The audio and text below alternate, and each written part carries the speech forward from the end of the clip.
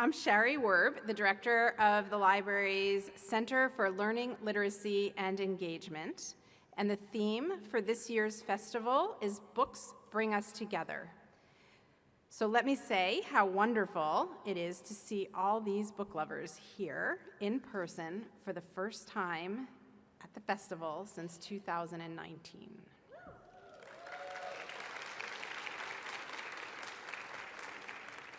Any first-timers here?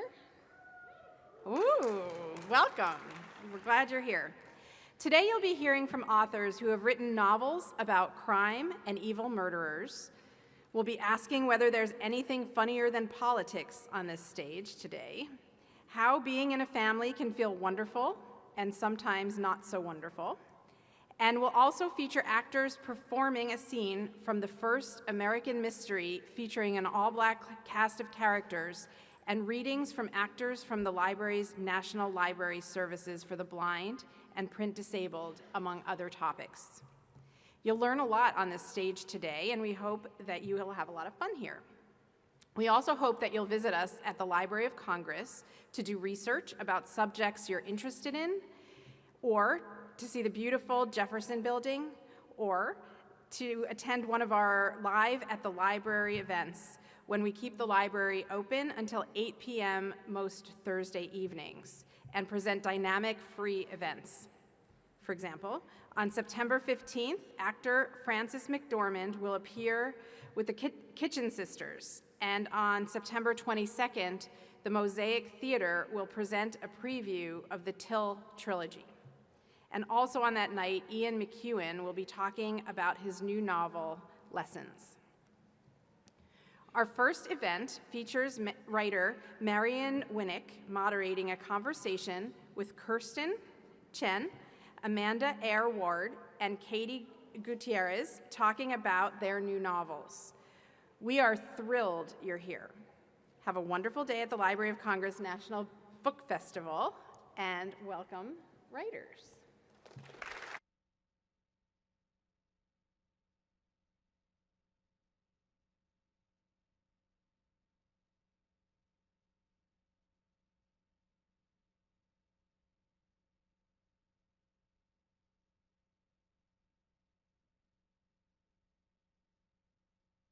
We turn it on somehow? Is it on? Yep. Oh, yes. Hi. Hello. I'm Marion Winnick, and I'm so glad to welcome you to this event. We have quite a powerhouse of talent here, the creators of 3 incredibly vibrant novels. While the session title describes these as books about swindlers and murderers, they could just as easily have been described as novels about female friendship, or motherhood, or women and class. I hope we'll get to dig into all these topics today. And since you can read the bios of these panelists on your phone or whatever, I'm not going to read them. I'm going to introduce instead their characters. So after I introduce the characters from each book, the author will read a brief excerpt to give you a flavor. Then I have some questions, and at the end I'll save some time for if you have questions. So here we go. Okay, from Kirsten Chen's Counterfeit, okay. Meet Ava Wong, a Chinese American living in San Francisco who has left her corporate law job to be a full-time mom. Unfortunately, her kid is such a terror that she ends up delegating him completely to a nanny, and her workaholic surgeon husband isn't around much. So she's at loose ends when she reconnects with Winnie Fang, her roommate from freshman year at Stanford. Awkward Winnie, who hails from mainland China, had to withdraw from school under the cloud of some SAT cheating scandal. But all these years later, she's back, and boy, has she changed. She has had eyelid surgery, lost her accent, attained American citizenship, and is carrying the ultimate status symbol, a Birkin. A couple pages in, we learn that this narrative of renewed friendship is being delivered to a detective because Winnie manipulated Ava into working for her global handbag scam. Okay, welcome Ava and Winnie and Kirsten.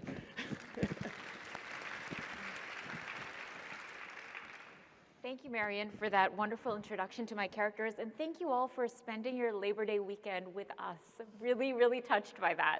I'm just gonna read from the very beginning of the book.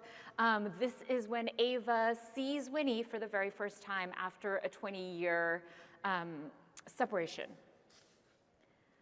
The first thing I noticed was the eyes.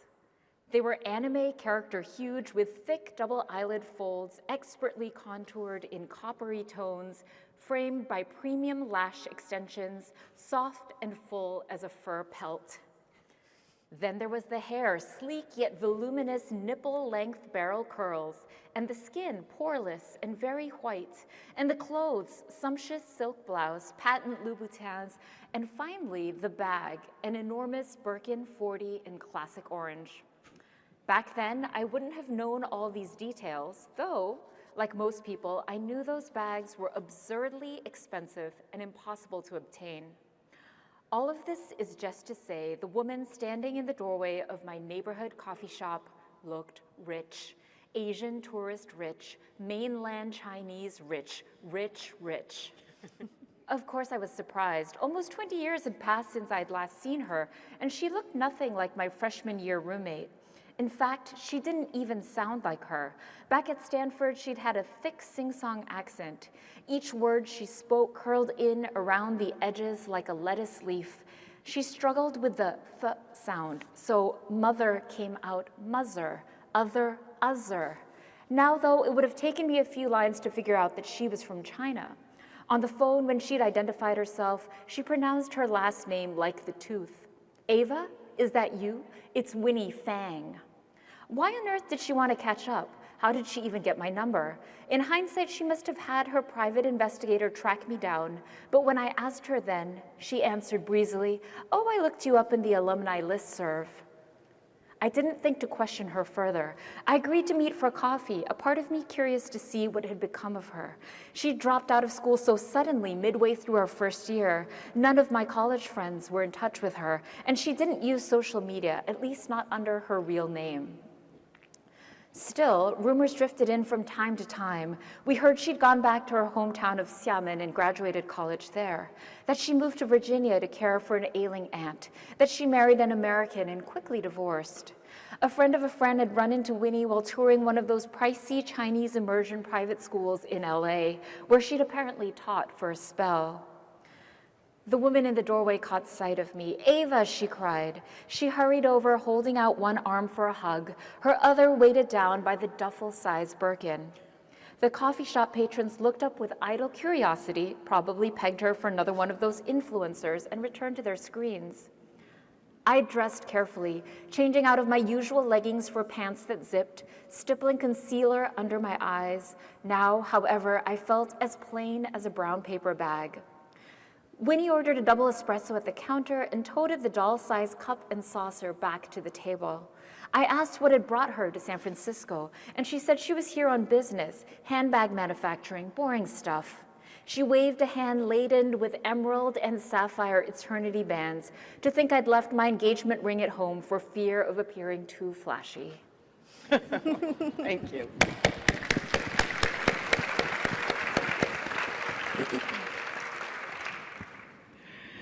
From K.T. Gutierrez's novel, More Than You'll Ever Know. Gutierrez. It's a debut novel. I just want to point that out because that's so special. Meet Cassie Bowman and Lore Rivera. Like the lifeguard moms in Amanda's book that you'll meet soon, Cassie lives in Austin, having left behind a very rough childhood in Enid, Oklahoma. So rough, in fact, that she has completely concealed it from her fiancé. Cassie is scraping along as a freelance journalist with a true crime blog when she reads about a Laredo woman who married 2 different men in the 1980s. One husband is still in jail for killing the other one. Can you even imagine the woman who did this? Well, here she is. Adoring mother of twin boys, married to her high school sweetheart, Lore Rivera had a great career as an international banker that kept her family going through the recession that hit Laredo in the 1980s, decimating her husband's ironworks business. This sharp-witted, big-hearted woman was on a business trip to Mexico when she met a man with a motorbike, who she assumed would be a one-night indiscretion. then spent the next 40 years dealing with the fallout from the mistakes that came toppling like dominoes after that. Katie, can you read to us? Thank you. What a beautiful introduction. I love the book. So this section is when Lore begins talking to Andres on the phone. For months after Lore gave birth, she spent her sleepless hours weeping silently as she stared at her newborn sons, asleep in their bassinets, imagining their possible deaths one by one. She killed them so many times in her mind, convinced she had to conjure every excruciating detail, endure every horror completely in imagination to protect them in reality. One night, she fell asleep with Mateo breastfeeding beside her in bed. Gabriel's shriek awoke her, and she saw that Fabian, still snoring, had stretched a heavy arm across Mateo's face. Mateo's mottled red legs kicked. Lore gasped, shoved Fabian's arm away, and drew Mateo to her chest, too shocked to even cry. Later, she stroked the soft spot on Gabriel's head, letting him pummel her breast with his jerky little fist, whispering, "You saved him." She didn't know how he knew to scream right then, but he knew. It wasn't a coincidence. She forced herself to stop imagining their deaths after that, sure she had invoked this danger. She feels similarly now talking to Andres on the phone, erasing her family call by call, this fear of invocation. But the calls are short, and the rest of the time there's no escaping her family's realness. In fact, there's only room for thoughts of Andres in the edges of her days, idling behind other mothers, always mothers, in the school drop-off and pickup lines, during her evening shower, rushed because the cuates have used all the hot water, and her favorite, before dozing off to sleep, when time belongs to her alone.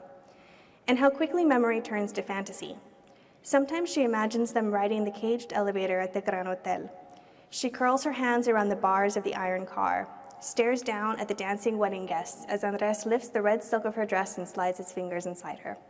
She imagines the crowd below suddenly stopping, tilting their heads up, watching. Everyone fantasizes, she tells herself.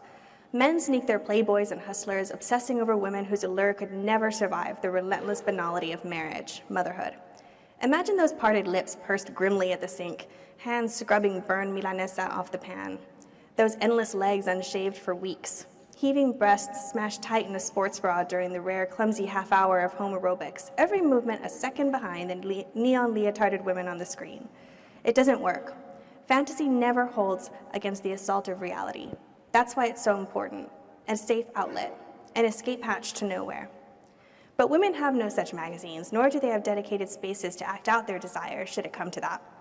La Zona de Tolerancia, a walled compound of brothels, strip clubs, and cantinas only 3 miles south of the border, is nicknamed Boys Town for a reason. Women have only the potent force of their imagination. And that's all Andres is to Lore. Despite the phone calls, he is essentially a figment, the memory of kissing him as unreal as the idea of making love with him. She's always considered herself lucky, meeting the love of her life before the world had a chance to harden them against each other. And it's not as if she's never had the opportunity to stray. Lore is no Cindy Crawford, but she knows she could have had any number of men in DF hotel bars. She's never even considered it. She loves her husband. She loves her son. She would never compromise her life with them. And yet, here she is, with thoughts of Andres crowding the periphery of her mind as she makes pancakes and checks pre-algebra homework and folds load after load of laundry. Válgame Dios, the pinche laundry materializing like dark magic on the floor by the washer, as close as anyone can get to the chore itself. And takes the boys to basketball and track and makes small talk with stay-at-home moms who still, though none of their kids are home during the day, judge her for working, even in this economy.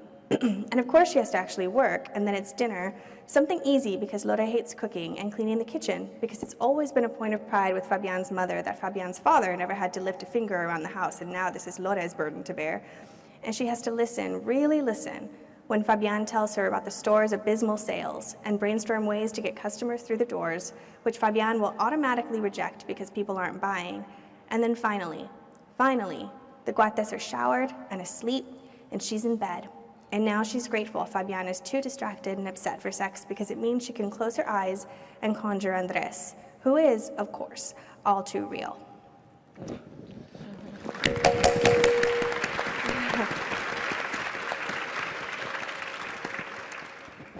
Okay.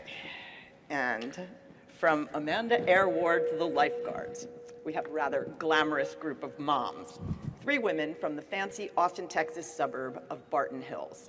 There's Whitney, a real estate mogul who, along with her British husband, sells underground bunkers to tech billionaire bros who are thinking ahead to climate apocalypse.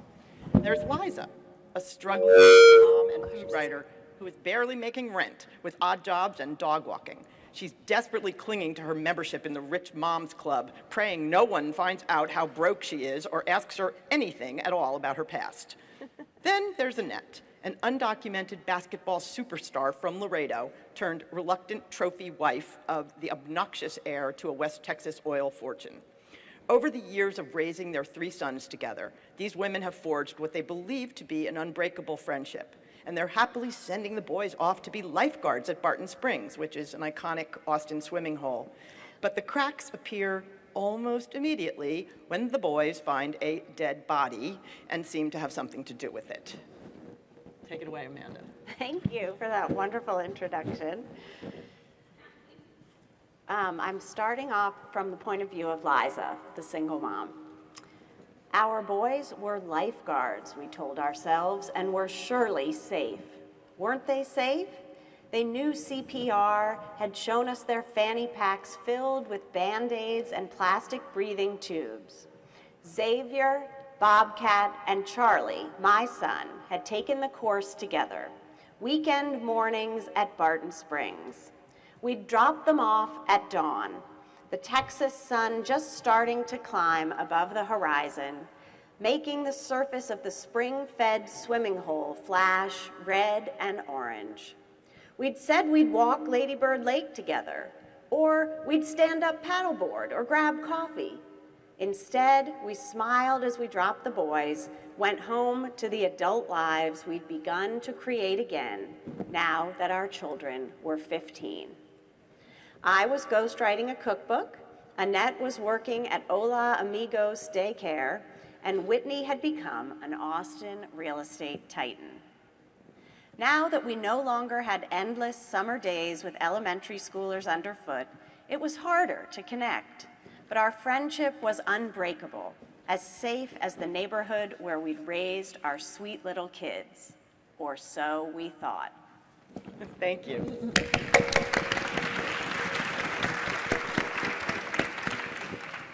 So, as you can see, these books are about a lot more than crime, though each one of them has a big crime in the middle that it revolves around. My first question for the panelists is, every friendship, particularly friendship between women, is some kind of stew of contradictory elements: affinity and jealousy, admiration and competition, loyalty and betrayal, honesty and deception.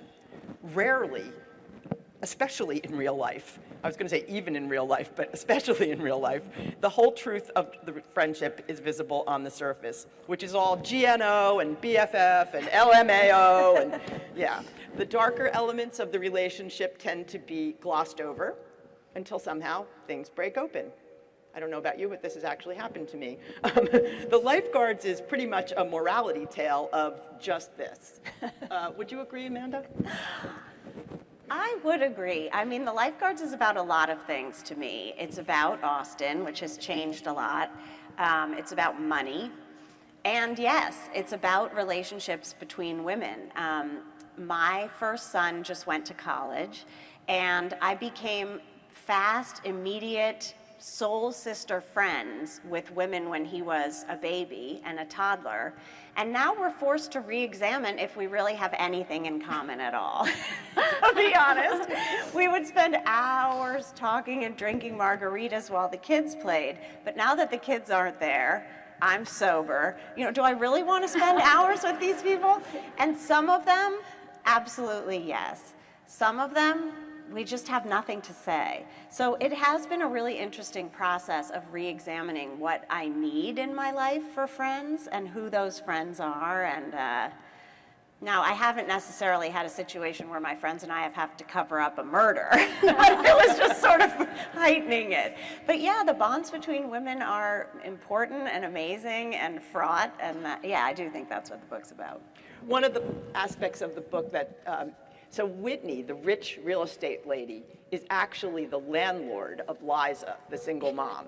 And she, as much as she's constantly pretending that she's this, best friend in the world, she doesn't even send the exterminator to get the roaches. I mean, she's a terrible landlady. And it's just kind of like, it's the literal seamy underside of the friendship is crawling right through the kitchen.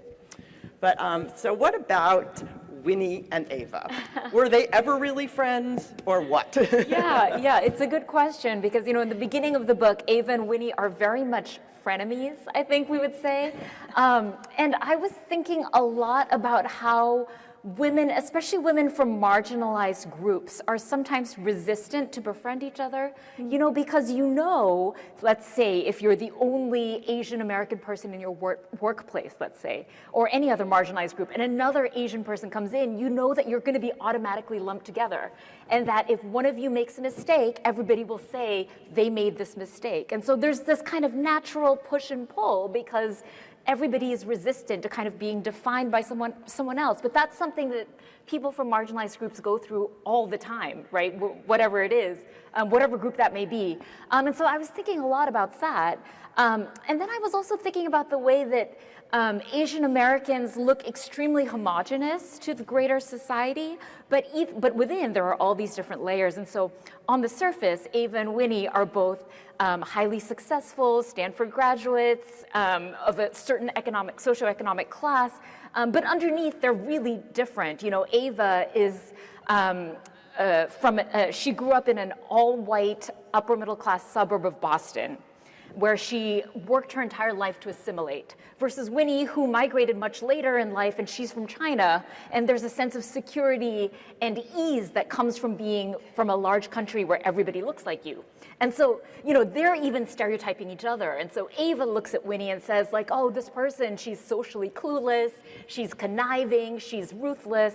And Winnie looks at Ava and says, oh, she's so innocent, she's never experienced anything in life. And so, even within marginalized groups, we stereotype each other, and because we're resistant to being lumped together. And so it's that complexity, I think, that I was trying to bring to the friendship. Mm-hmm. I think you could say, as far as something positive that's in their friendship, their relationship, in a way, Winnie helps Ava find her inner badass. Mm-hmm. Because Ava is so self-effacing, and she has no self-confidence. I mean, literally, she doesn't even think she can, handle her own son. Right. But yet with Ava, getting her into this thing, she gets her to behave completely differently. And in a way, even though it's criminal behavior, she's self-actualizing through Winnie's improvement program. Yes, and I think that's part of the push and pull. She's so envious of Winnie's brashness at the same time that she's put off by it. And I think that's so often the way that we're, when we're attracted to people, the things we love about them are also the things, we hate in ourselves, and that kind of paradox. And then there's just also the layer that you get this all through this book. You realize that Ava's telling this story to a detective, right? Even though you don't know all the details of that, and that she's telling it to make the detective think well of her. So right. There's always yes. That there too. Yes. Okay, and now Lore and Cassie. It's at the beginning, they are definitely pretending to be friends. It's a whole big phony, like Janet Malcolm, the journalist, and the murderer, which I think you mentioned mm-hmm. in the book, where someone who's interviewing someone else, you pretend to be their best friend, and you hope they believe you for an hour and a half, and then they never hear from you again. But Lore has her own reasons to do this too. But it's a lot more happens than just that, so I'll let you tell. Yeah, I was really interested in examining the power dynamics between a journalist and a source. And Janet Malcolm's book, The Journalist and the Murderer, was such a fascinating read for me. She describes journalists as being a kind of con artist. And that, like Marianne was saying, that for that hour or day or however long they may spend with the source believes in this relationship. And so the source can be sort of devastated when a piece eventually comes out that the source feels misrepresents them in some way, right? Like a journalist always has some ulterior motive, some way that they're going to shape the narrative that just inherently is probably going to shock the person about who the narrative's about. And so I wanted to play with that dynamic, particularly when it comes to true crime and our obsession with true crime. So Cassie, at the beginning of the story, is working for this pretty salacious crime blog where she's just kind of capturing the most sensational murders on the internet and just posting them in a series of short blog posts. There's not even any real reporting involved. She's 30, she's engaged, but she feels in a lot of ways that she's sort of dead-ending in this career that has obsessed her for so long. And so when she comes across Lore's story, she sees an opportunity to frame a different kind of crime story in which it's not a white woman who ends up dead or a woman who ends up dead at all. It's a Mexican-American woman who's in some way the perpetrator and who is still very much alive. And so she tells herself that she wants to tell a more feminist crime story, or a crime story that she can feel morally superior about, I guess. But Lore has her own reasons for agreeing to talk to Cassie, and I think part of the friction in their relationship is that Cassie is trying to excavate the truth, and Lore is trying to keep some aspects of it buried. And I wanted to, when it comes to true crime, so often, it does revolve around dead white women, and then when we kind of examine that critically, we have to ask, okay, well, why is the figure of the white woman this symbolic, blameless victim, right? Why don't we hear about the other stories? Why don't we hear about the black women who get murdered at 2 to 3 times the rate of white women, or violence against trans women, which they experience at 4 to 5 times the rate of violence against cis women? Who is framing and packaging these stories for us? And so in the story, Cassie holds the power of being able to shape a written narrative, but ultimately, Lore is the one who actually knows what happened, and she is shaping the story for Cassie. And so I think that this push and pull between them informs their relationship throughout the book, but then I think that they become, they're both, I think, fundamentally women who want. They're women who yearn. And I think that they become mirrors and foils for each other. And there's also a 30-year difference between them. Well, I was just going to say that. So Cassie's much younger than Lore, and Lore interviews her. I mean, every time that Cassie is asking her questions, Lore's right back at it, probing into Cassie's life. And in a way, this woman who's had this, really bad outcome in her life becomes sort of a mentor to Cassie, who's she has, I mentioned that she has this dark past that she doesn't want anyone to know about. And her relationship with her fiance is kind of fraying, especially because he doesn't want her doing true crime. And so I think to me, this was part of the way that you made the reader see Lore as a much fuller person, because did you see her doing that? Is what I'm saying resonating with you? Yeah, absolutely, yeah. One of the things that I was most interested in exploring with the book is their relationship in the present day, and how their relationship would develop, especially because Cassie's mom died when she was younger, and so she has this sort of gap in her life and Lore, despite what she did, is maternal. She ends up caring for Cassie, and Cassie ends up caring for Lore. And so there's this complicated idea of motherhood between them, right? And the idea of what is a good mother, what is a bad mother. Is Lore, can she still be a good mother despite what she did and despite the fallout? Can she still serve in a maternal role, with Cassie, despite the fact that they're both attempting in some way to manipulate each other? And so I think, playing with those sorts of strategies that happen, I think, in these relationships, while these two women are forming a very deep bond that neither anticipated, that was, I think, one of the greatest pleasures of writing it, was seeing how their relationship evolved. Well, unbelievably enough, my next question is, all these books are about motherhood. We have some bad mothers, some good mothers who think they are bad mothers, and bad mothers who think they are good mothers. Amanda, would you like to comment on that with the lifeguards? Yes, I have a lot to say about that. No, dear. I thought that was me. I thought that was the world exploding because I was about to say what I think about mothers. Gosh, that's such a great question, Marian. I do think, honestly, all of my books probably feature how one can be mothered or be a mother, how you find that sense of home with someone, how you're cared for. One of my friends was saying to me recently, all your books are about badly parented children. And I thought, really? Are they? Wow. But I think that, when you're a child, you want a certain kind of parents, and then when you become a parent, I'll say when I became a parent, I kind of overcompensated. We were just talking about this, Katie, how I found that I overcompensated to try to become the kind of mother I yearn for still. So I think it's a really interesting dance when you're, especially I come from a household that was a bit chaotic, so I had a single mom, that's like the main character in the book, Liza. And so I'm still trying to figure out what it means to be a mother. Even though I have an 18-year-old son who just went to college, I have absolutely no idea what I'm doing day to day.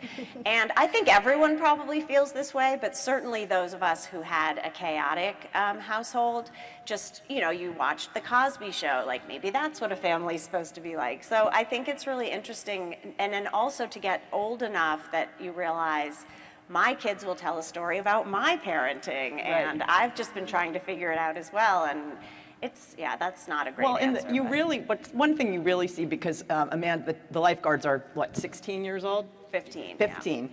The disconnect between who the mothers think they are and who the kids really are. It's, because she writes from both perspectives. And the mothers are completely deluded about what they're, it's pretty big, actually. Well, actually, it was inspired by the summer my first son was 15. I was visiting my mom in Savannah, and he would call me and kind of tell me about his day. And for the first time in my life, I really had no idea where he was a lot of the time. He was out with his friends. He was jumping the cliffs at Barton Springs. Along the Greenbelt. So one night he said to me, oh yeah, I had a great day, nothing happened. And then another mother called and said, oh, well, as you know, we all just got back from the hospital. I had just talked to my son. Well, it hadn't been him, it had been his best friend he was with. They were jumping the cliffs and the boy had an ear problem. It wasn't a big deal, but they had just gotten back from the hospital. And it was this moment where I thought, wow, he is his own person now. He had this day with his friend in the hospital and who knows what else. And then my biggest takeaway was, oh, I'm not 15 anymore. Yeah. Because I remember being 15 and thinking I knew everything. So yeah, it's nuts. And the book really shows the complications added by social media, because, there's just a whole, kids are having a whole life that you have no idea. Even when they're in their room. Yeah. Seemingly doing their homework. Yes, those little phones. So talk about Ava's motherhood. Yeah. Sure, yeah. So Ava has a 2.5-year-old named Henry who is, I think we would all agree, challenging.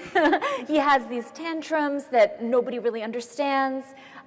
She tries to get him speech therapy that her husband, who he himself is a doctor, is extremely resistant to because he thinks she's overreacting. And so these are all the kind of complications in Ava's life. And when I first conceived of Henry, I was thinking really about Ava as a character. Ava is, so those of you who don't know the book, she's this straight-laced, rule-abiding, Chinese-American lawyer who has followed, who has done everything right in her life. She's in complete control of every aspect of herself, of where she went to school, of how she dresses, of who she married, even of her, she's in control of her emotions because she's spent so much time kind of tamping them down. And I was thinking, how would someone like this get drawn into this illegal counterfeit handbag scheme? What would compel her to do such a thing? And I was thinking about how she would reach a breaking point. What would be a point in her life that she could no longer control? And the answer was obviously a son, a child, because as many of you likely know, within a couple of months, babies have a complete personality. They have their own motivations and desires, and they are completely themselves. And so that was kind of where I started with Henry. But because I myself am not a parent, I think he started out as a device, as a way of pushing Ava out of her comfort zone. And I'm so lucky that all my early readers are parents.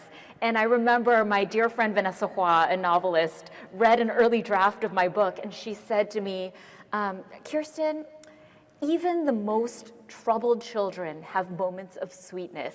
And I thought to myself, Well, I was going to say, I didn't know you weren't a mother until right now, and I think it's great because Henry is a holy terror. I think most people who are mothers probably wouldn't write Henry this way because it would seem to reflect on yourself that you hate your kid, you know. And but I think in some ways it was easier for me to write that child because. and it's, you know, as anyone who has, I mean, we don't all have kids that are as bad as Henry, but you recognize this behavior and the stuff that goes on and her reaction to it. And I think that part of you having the courage to do it is just coming from the outside. I do think so. And people have said, you know, one chapter of the book is dedicated to the completely absurd preschool application process in San Francisco. And many of my readers have said, like, oh, how did you even know about this? Like, how did you know to write about this? And I think it's partly because I'm on the outside. And when I watch my friends go through it, they are so consumed by it and so stressed out that they don't see it as funny.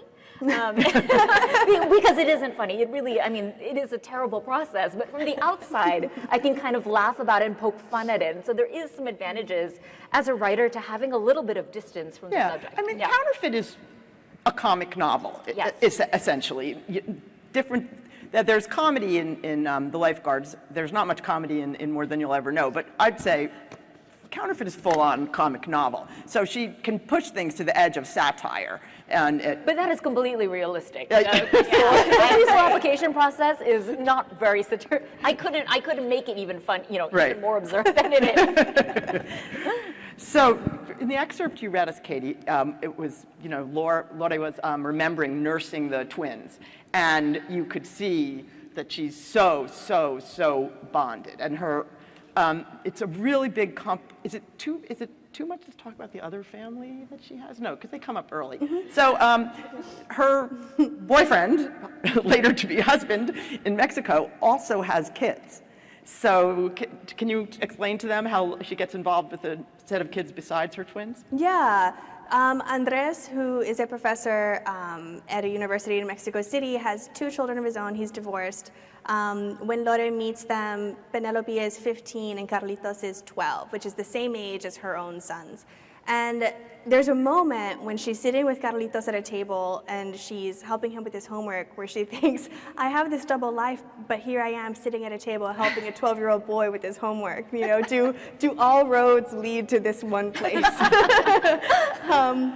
But that being said, she loves both sets of children. And I think that that is one of her primary paradoxes. And I think one of the paradoxes of motherhood is that you can love your children more than your own life. And yet there is, you know, there may be things that you desire outside of motherhood itself, right? And so I think that when we enter the story, Lore's 32 in the 1980s, her twins are 12. They don't need her with that same kind of relentlessness as newborns need. And she is, you know, she's now successful in her career. She's becoming the primary earner for her family. And so she's entering sort of this new phase of her life, you know, like Amanda was talking about earlier, of evaluating, well, who am I and what are my relationships and what do I want outside of this primary family that I've created and outside of these children who I love more than life itself. And I think one of the most toxic things about being a mother in any time period, including today, is the fact that mothers are expected to be relentlessly positive about the experience. You know, it's always #blessed, best thing that's ever happened to me, every moment is sacred. Like the minute you start to get a little more real, people don't like it, you know, like unless you're sort of talking with people, like-minded people. And I write about motherhood for magazines as well. So in particular for Time magazine, I've been doing a lot of motherhood pieces for them. And one of the pieces that I wrote recently was about losing myself as a mother during the pandemic with the lack of childcare and having 2 very young children, and how I became a mother that I never wanted to be, essentially. That the qualities I knew in myself as an individual sort of became consumed by this other part of my identity as a motherhood as a mother in this very specific challenging time. And I got some pretty bad emails as a response to that, saying I should have used contraception, I'm not cut out to be a mom, I should have gotten a puppy, they fear for my children's safety. And that's, I think, why I keep talking about motherhood and its challenges as an institution, right? And the ways that you can separate your love for your children and the conflict of being a mother, right? And I think they're two different things.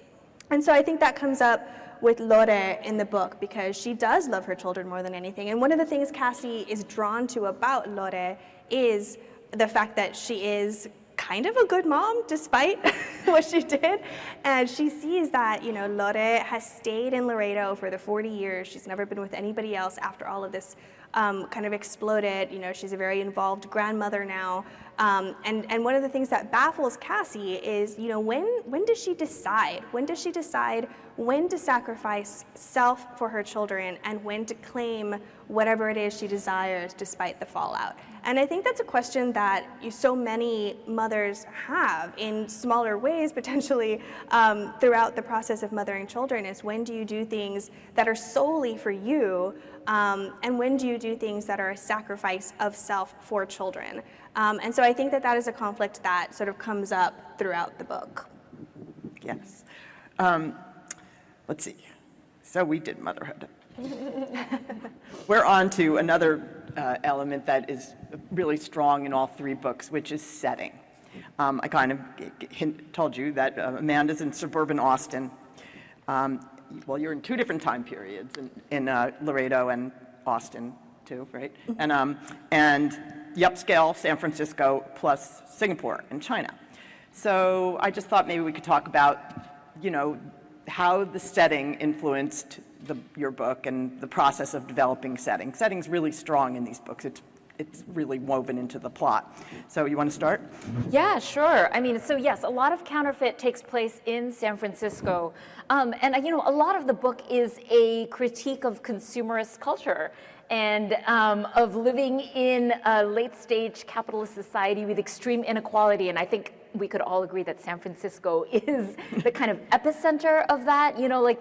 We're a town where you can look out on the sidewalk and 25-year-old tech billionaires are routinely tech millionaires are walking down the street. And then we also have an incredible problem with homelessness and getting our homeless people housed. And so I think in some ways this is a story that could only have taken place in a city like San Francisco. A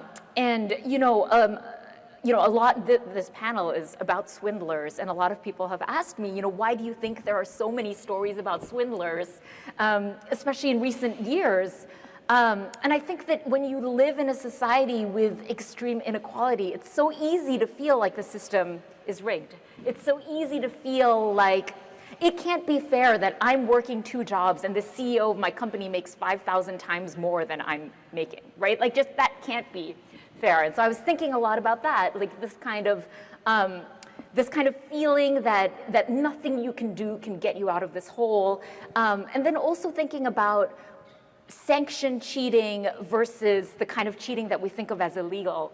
So all of that is kind of mixed into San Francisco as a setting. And I think too, so the other part of this book happens in Guangzhou in southern China, and there's a different kind of inequality there because that's a place where every generation is tenfold richer than the generation that has come before. There's incredible economic growth in China, even though it's slowed in recent years, and that's a whole different kind of society where nobody can imagine not continually getting richer, and that creates a different sense of striving.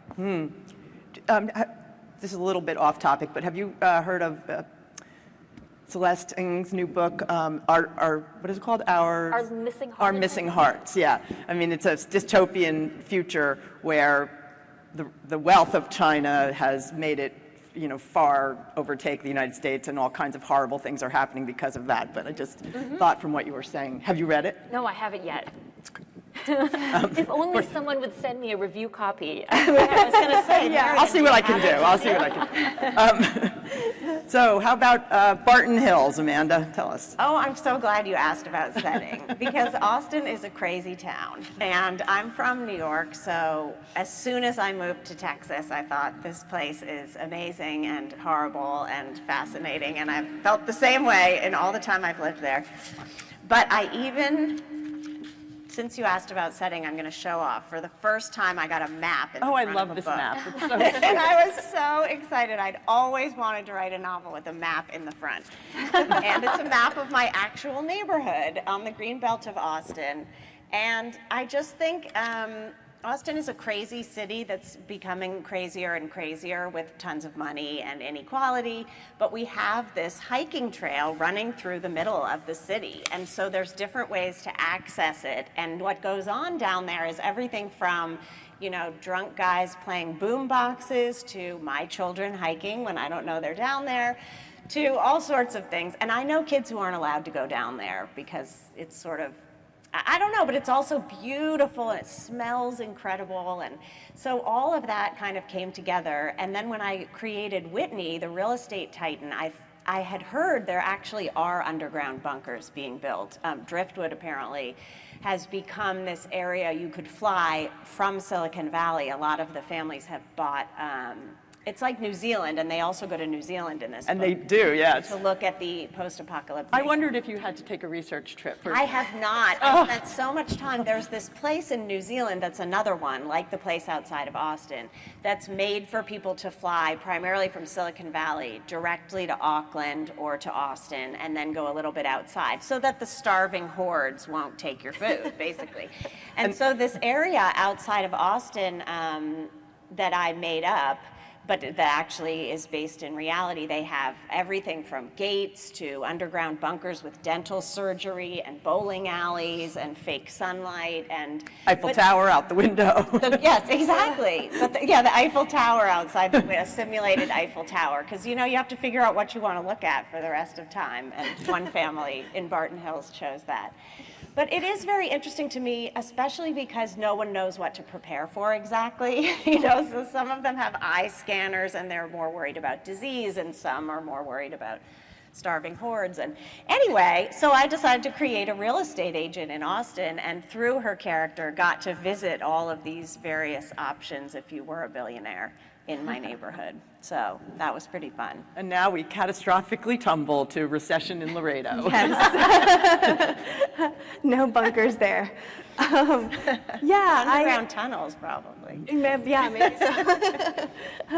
I grew up in Laredo, which is right on the border of Mexico, and when I was growing up, it was 99% of the population was of Mexican heritage. So, I grew up, I was just talking with my escort earlier about this. I sort of feel like my life has been a bit of a before and after, and the before part was, when our identity and our culture influenced every aspect of our lives, but it was never a source of conflict in the way that a marginalized identity can be a source of conflict when you're outside of that bubble, right? Because you can't be othered when you're all there is. And it's such a specific place, being sort of the skin between two countries. It's a place that really doesn't exist anywhere else, and I didn't realize how special it was until I left. And so it's also a place that is dramatically underrepresented, not represented at all as far as I know, in fiction. I grew up reading tons of books, and I read one book by a Latina author in my first 17 years of life in Laredo, and that book was set in Chicago. So, I never read about South Texas. I never read about Laredo or any kind of South Texas border community. And even now, I think when you read books that are set on the border, many of them, have to do with immigration and with struggle. And those stories are necessary and will continue to be necessary. But I wanted to write a story, in which Lore's identity is,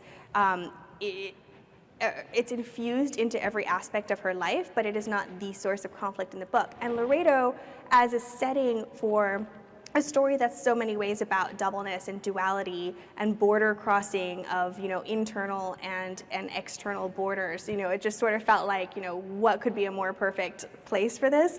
And it's also, the devaluation in the 1980s, these were stories that I grew up hearing from my parents. And so, when you are talking about a woman who a woman who is so alive and who wants to be even more alive, and you set her in a place and in a time that is defined in that moment by lack and by loss, what does that do to a person?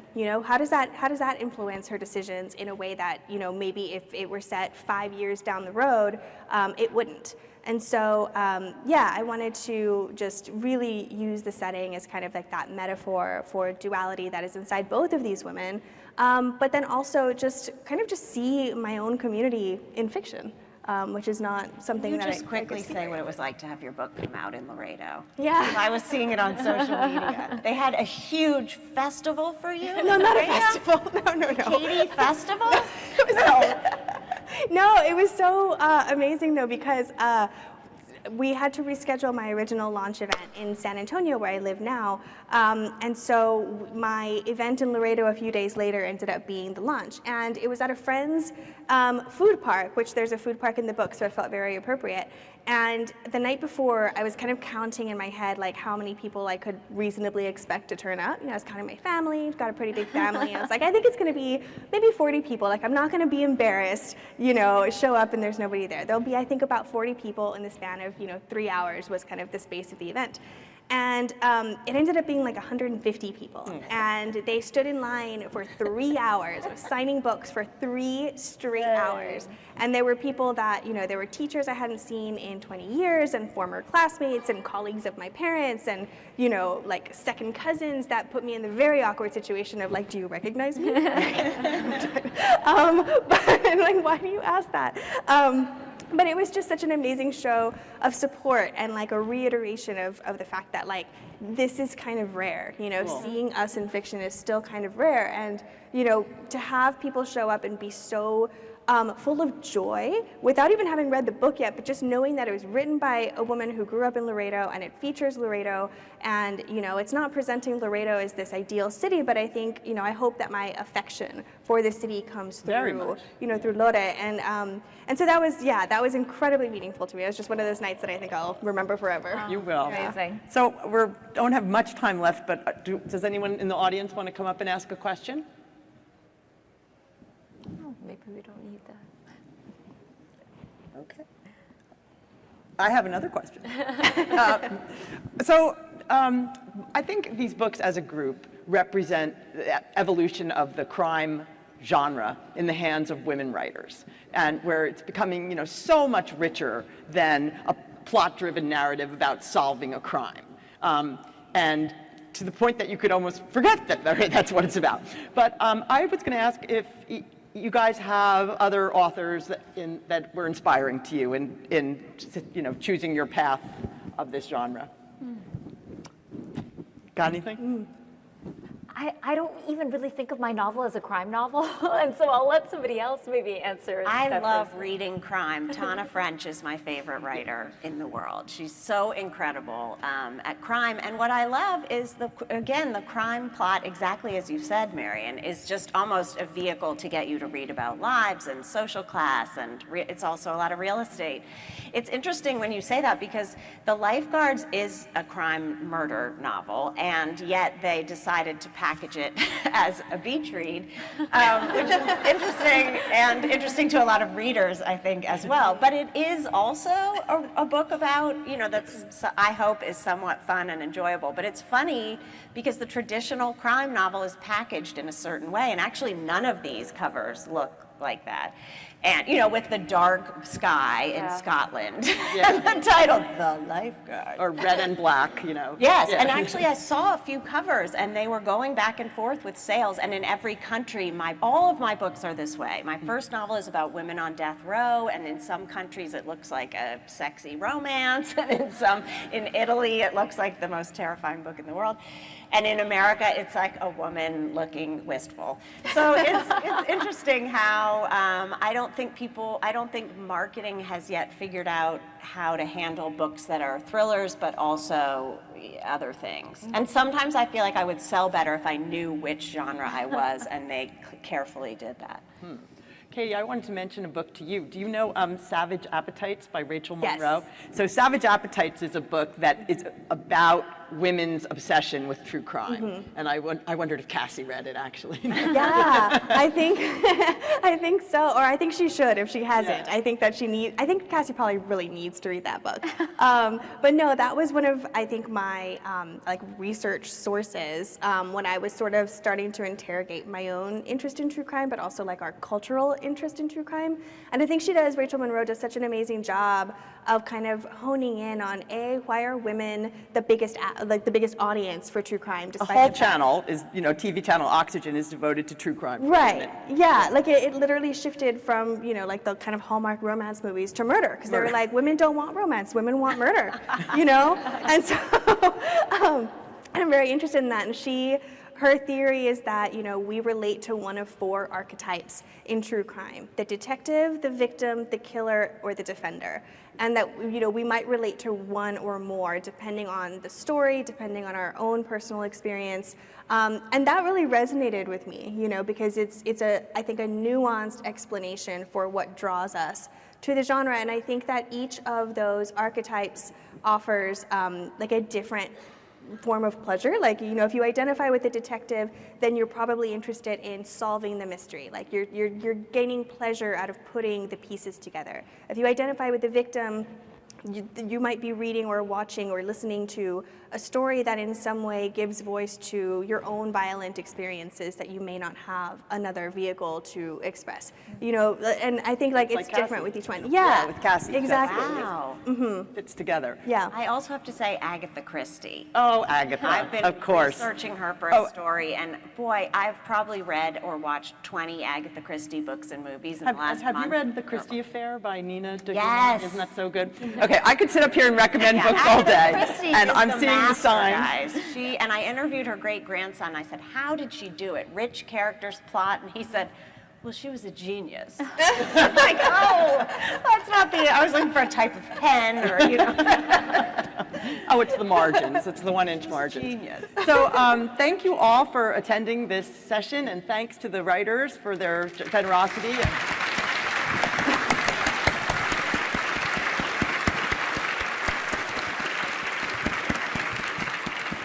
I'm sure you're all going to be running down there to buy those books because they are really great reads, and you can and there's many mysteries that we did not unfold today.